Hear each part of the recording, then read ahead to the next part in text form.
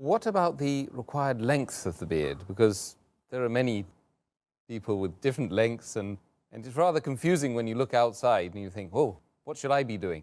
What did the Prophet Muhammad do?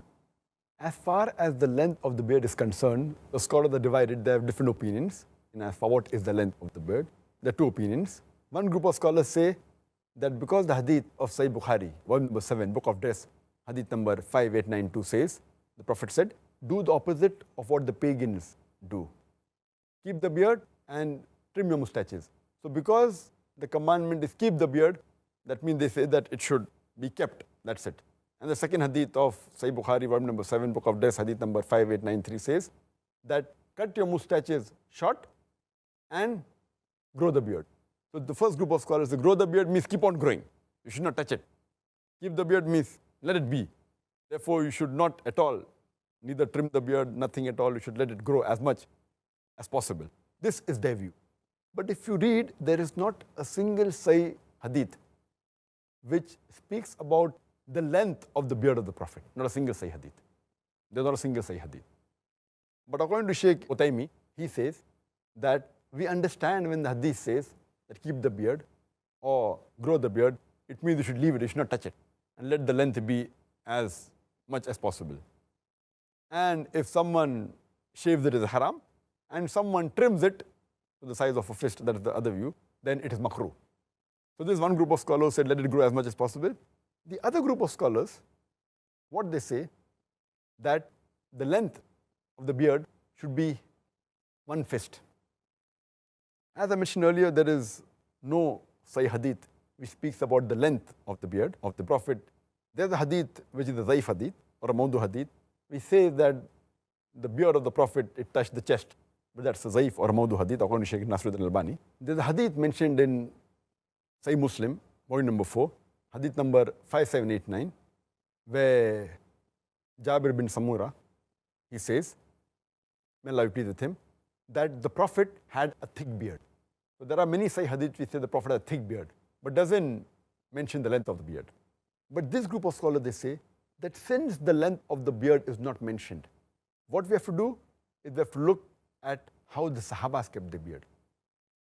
The length is not mentioned, so we have to look at the Sahabas, because the Prophet said, if you don't find in my example, then look at the people around me in this generation, at the companions, Sahabas. And when we look at the Sahabas, we find several authentic hadith, more than 10 Sahih hadith, which say that the Sahaba, they kept their beard at the length of one fist. And whatever was below the one fist, they trimmed the beard.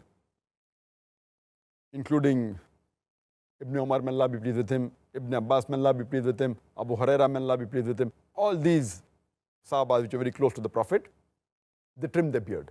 Even those Sahaba who narrated the same hadith, Ibn Umar, may Allah be pleased with him, hadith of Sahih Bukhari, volume number 7, book of Dress, hadith number 5892. Ibn Umar, may Allah be pleased with him, who narrated the hadith, that the Prophet said that do opposite of what the pagans do. Keep the beard and trim your mustaches. Immediately after that, the hadith continues and says that whenever Ibn Umar, may Allah be pleased with him, used to go for Umrah and Hajj. After Umrah and Hajj, he used to catch the beard with his fist, and whatever was below the fist, he used to cut it. So imagine those Sahabas who narrated the hadith, and all these Sahabas, Ibn Umar, Ibn Abbas, Abu Huraira, may Allah be pleased with them all, they were staunch followers of the Sunnah of the Prophet. And they narrated the hadith. When they narrate the hadith of trimming the mustache and keeping the beard, growing the beard, they understood the way the Prophet wanted. So why did they trim the beard? If the view of the first group of scholars is right, that keep on growing, growing means how to grow? The way the Prophet grew. And if there's no hadith indicating his sayings or actions, then you look at the way the Sahabas did. That's the way how you analyze the hadith. That's the reason Shaykh Nasruddin al-Albani, he says that the right size of the beard should be the size of a fist. And he says, for example, that when we analyze the hadith, if it's present in the sayings, that is the best of the Prophet. If it's not, you look in the actions. If not in the actions, approval. If it's not there, you look in the lifestyle of the Sahaba. What did they say? What did they do? So we agree that what the Sahabas did was they followed the Prophet. And you don't find a single hadith, neither of the Prophet or neither of any of the Sahabas, which say that they did not trim the beard. There are more than 10 hadith which say that the Sahabas, they trim the beard below the fist. If there was even a single hadith which says that this Sahaba did not trim the beard at all, then it can be possible that both are right. Because there's not a single hadith on the other side saying that the Sahaba never trim the beard, but there are no less than 10 Sahih hadith which say that the Sahabas below the fist, they trim the beard. According to Sheikh Nasr al-Albani, it is fard to trim the beard below the fist. It is fard. And anyone who keeps a beard more than the fist length, it is makruh according to him. Makruh, detestable. So this is a strong fatwa given by Sheikh Nasr al-Albani. He's very staunch. And I personally agree with his view because there is evidence in the lifestyle of the Sahaba. And he further says in his book, and he writes that why it should be the length of one fist.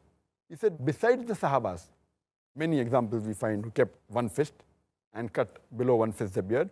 He gives the examples of many Salafis Salihin who had the beard the size of a fist and they trimmed the beard below the fist.